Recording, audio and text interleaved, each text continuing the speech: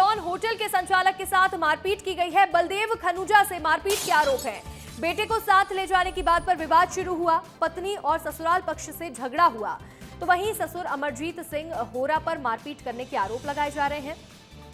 बलदेव खनुजा के कंधे और सीने पर चोट भी आई है, तो वहीं घटना के दौरान ऑफिस में हड़कंप मच गया।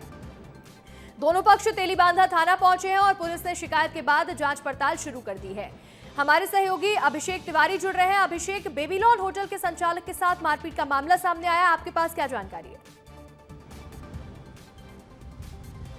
बिल्कुल, देखिए, बेबीलोन होटल के जो संचालक है बलदेव खनुजा, उनके साथ उनका आरोप है कि उनके साथ उनकी पत्नी और उनके ससुराल पक्ष ने जो है मारपीट की है। मारपीट का मुद्दा जो रहा उनके बेटा रहा।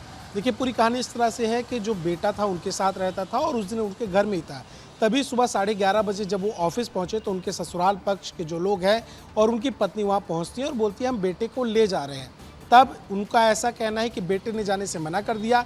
जब बेटे ने जाने से मना कर दिया तो बलदेव खनुजा ने भी उसको भेजने से मना कर दिया, जिसके बाद आपसी बहस हुई और आपसी बहस के बीच में ही जो उनके ससुर हैं होरा, उन्होंने गाली गलौज करते हुए बलदेव खनुजा पे हमला कर दिया और उनके हाथ में जो है एक कड़ा था। उस कड़े से उन्होंने जब हमला किया तो उनके कंधे और सीने पे चोट आई, जिसके बाद तुरंत वो थाने पहुंचते हैं। थाने पहुंचकर जो एफआईआर दर्ज कराते हैं। वहीं ससुराल पक्ष का ये कहना है कि बेटा जाने को तैयार था, पर बेटे को ये जाने नहीं दे रहे थे और पहले उन्होंने गाली गलौज शुरू की, जिसके बाद आपस में हाथापाई। तो इस तरह से पूरी कहानी हुई, जिसके बाद पुलिस मामले में दोनों पक्ष का एफआईआर दर्ज कर जांच कर रही है। पर यही मुद्दा उठता है कि अभी इसमें क्या चीज़ें सामने आती है। क्या इतने बड़े कारोबारी के ऑफिस में घुस के उनके साथ मारपीट की गई है या फिर कहानी कुछ और है।